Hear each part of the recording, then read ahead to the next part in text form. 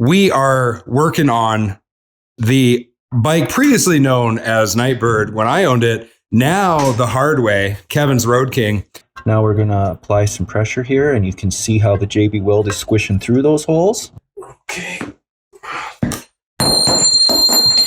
Disconnect that. We'll be able to take this off, take that off, put the new one on, put that, bam, and then we're into the rebuild already.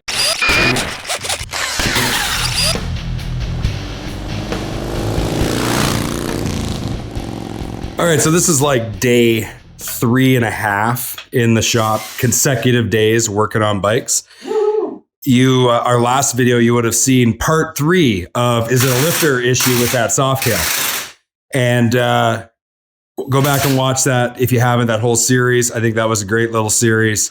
Shows you a lot about buying the right parts and what can happen if you don't. Today, we are working on the bike previously known as Nightbird when I owned it, now the hard way, Kevin's Road King.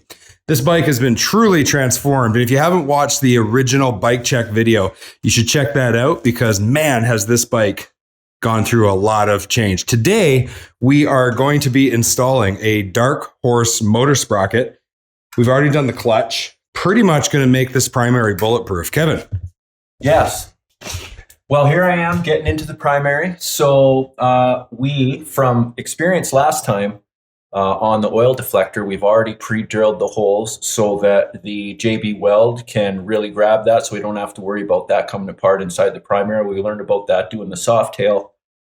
We also have a video about that too, so you can watch how we did that. So that's already been done. We're going to rip in here and we remove the footboard. So I've just got a few more of these bolts to take out. We're going to take this out, clean it up really good, get that oil deflector installed so that it can cure in time for us to rip into the rest of this. So stay tuned. And I got an idea, Kevin. Actually, as we've been talking about this, we keep referencing the Softail, and kind of some of those older videos are all buried in our back catalog. Mm-hmm. I think what I'm going to do, I made the decision. I'm going to make a playlist, and I'm going to add it to our page because we've got one for this bike. We got one for my Road Glide, one for the Triumph Chopper. Let's add a Softail and we'll put all those videos there. So if you're watching this video, that will already be done. Yeah. So you will be able to go back and watch all the work we did on the Softail. There was a lot of work that we didn't capture because we hadn't started the channel yet, but we did get quite a bit of stuff at the end there. And we also got a lot yesterday. And we got a lot on our last video. A full cam chest rebuild. Yeah. Yeah, so that was awesome. All right, so we'll check back in with you in a little bit once we get this apart, and we'll show you what we're up to. I will try and be cognizant. You want me to start wiping this out? Yes, please. That would be awesome. All right, so now we have another primary change. Look at this one this one's barely worn at all. So now we have another one of these to use. So you can see the full process of what we did in our Softail video. And like I said, we've got that playlist up now. But just to give you an idea, we didn't like the adhesive that they provided. And so we're going with this route. We drilled a bunch of holes through the little plastic deflector, and now we're filling it with JB weld. And we felt that was much better. And it did actually hold much better on the Softail as opposed to the original, what would you call it, adhesive that they provided, which then it almost came apart on us, right? Mm-hmm.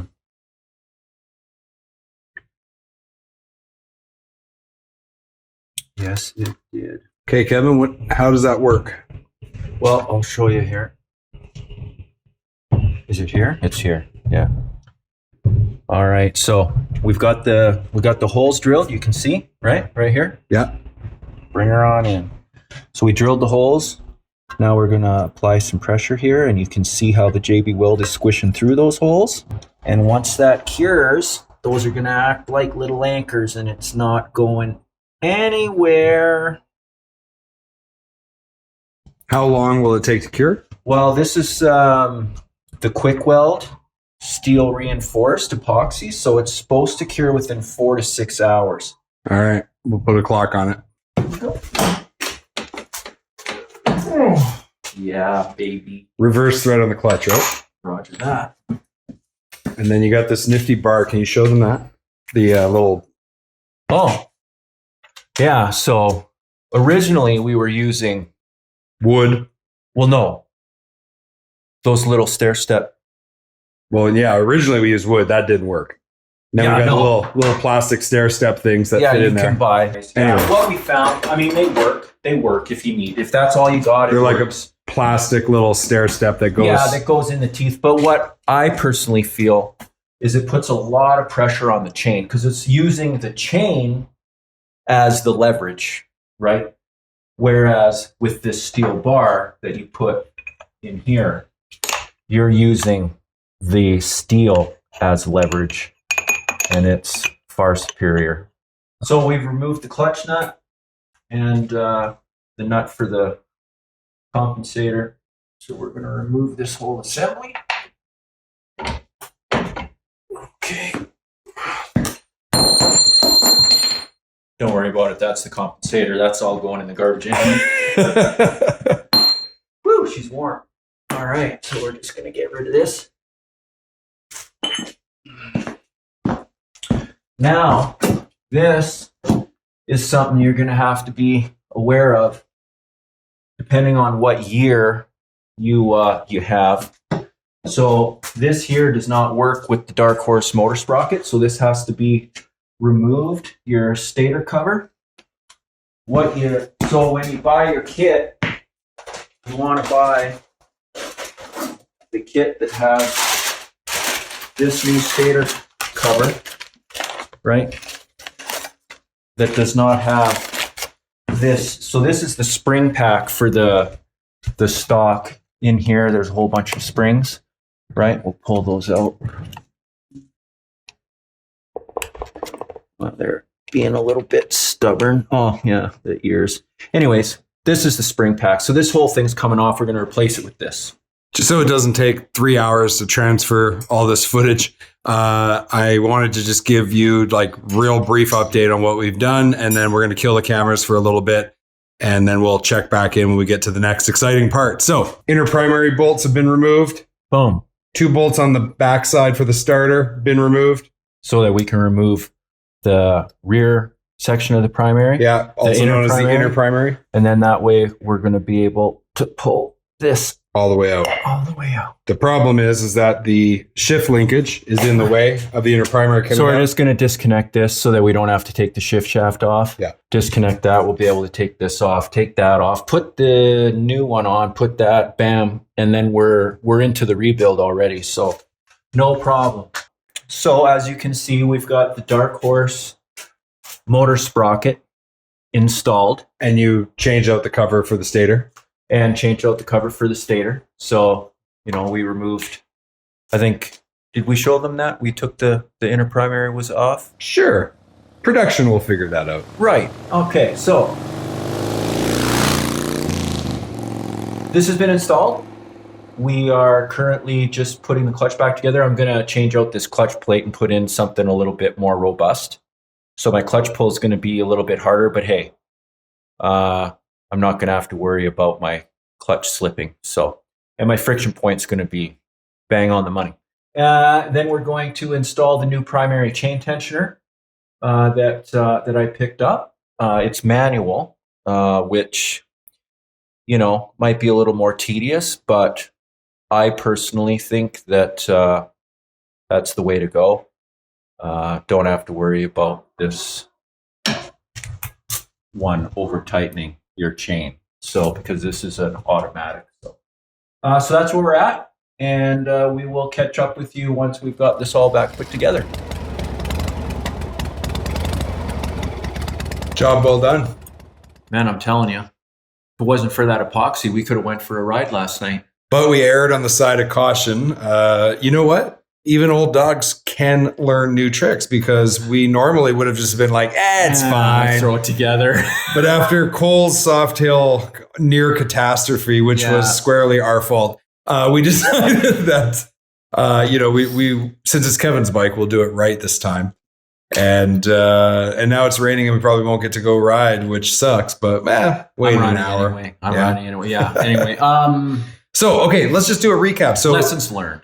Darkhorse Motorsprocket installed, heavier spring and you've got Clutch the extra, spring, the clutch spring, and the primary chain, or primary chain tensioner, manual primary chain tensioner. PSR is the brand that I went with. They have very good reviews. So basically now, primary is bulletproof, clutch is bulletproof. This whole side is as good as you get without going with that billet. Yeah, without going with a brand new clutch basket, which is like another $5,000 or $6,000. And that's, I'm not doing clutch dumps and burnouts and things. And so I'm not really worried about my clutch basket exploding. So, I think I'm good on the primary side.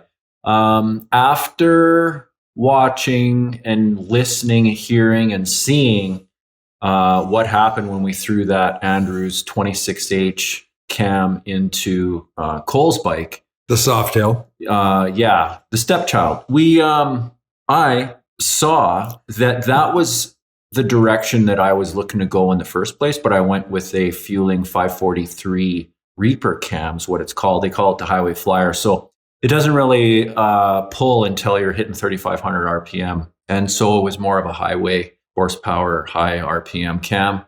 So I wasn't really happy with it. So when we put the 26H in and we saw that, I was like, that is awesome. So I pulled the trigger. Okay, let's just paint the picture. Actually, we had cameras going, so I'm going to be able to actually cut in the footage. But the reality is that as we're pulling onto the highway here, Kevin, Cole hammers it, and neither of us could catch him. Couldn't catch him. No, he had really good low end torque and just good pull all the way through to like over 4,000 RPM. So he pulled away. We couldn't catch him. So that made you buy cams? Is that what the long story short is? Well, the other thing I really appreciated was when I got those Bassani pipes for that Softail, I was looking for performance, but they were just loud. They were loud and annoyingly loud. Can I share how it sounded to me? Yeah, most sounded like this. For 6 hours straight on long road trips. Did you ever see the movie Dumb and Dumber when he's like, do you want to know what the most annoying sound in the world is? That was it. But not so with The cam totally changed the note. Deep, growl. I like it. Well, I like it. You know what? And here's the thing. A true friend will tell people the truth. And so the thing is that honestly, this Reinhardt 2-into-1 on your bike is missing something. The sound isn't right. So you guys, along with us, this is the first time you guys are going to join us for the first startup after we install these Reinhardt pipes. So let's see.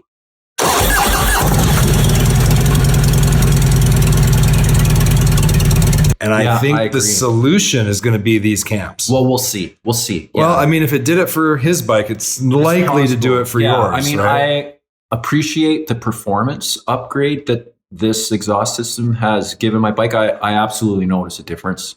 So you are getting more horsepower. Getting more performance out of the engine. But the note's wrong. But the note, there's something going on with the note. Yeah. And I think it's just the cam. I think it's because it got a stock cam. You put these ones in, I think you're going to get a very similar sound to what Cole is getting. And then that'll leave me with the last stock bike. But more about that a little later. My project bike that I bought, turns out I'm probably not going to build it. So why is that? Well, my wife and I made a deal and I'm getting a brand new Harley. So I'm not doing nothing. Well, you did bars. I did bars. And it has slip-ons. And I like that bike. I love my Road Glide, but so here's the thing. Watching you guys build your bikes, I really have been paying attention. And it just dawned on me that I kept coming back to the fact that I don't want to build a twin cam. I want to build an M8. And why not get a Gen 2 with a 117 and just go for it? Absolutely. So that is the plan. So in the interim, I'm just going to crush miles on mine, and I love it. I love riding it. It's just turns out it's not the bike that I'm going to do the big monster build on, and that's okay. Mm-hmm. So guys, subscribe, follow the show. Really appreciate the feedback that you give us. Point out all the things we did wrong. We want to hear about it. We want to hear how stupid we are and how we did everything backwards, because we get those comments and we really enjoy them. Some of the comments are actually really negative and also true. And so then we learn something. Yeah, roger that. And some of them are just dumb. Yeah, and then that's fun too. Maybe share some experiences you've had wrenching on your own bike and the mistakes you've made or the triumphs you've had, right? I mean, that's what it's all about, right? Live and learn, wrench 100%. and ride. Yeah, that's right. Customize those bikes.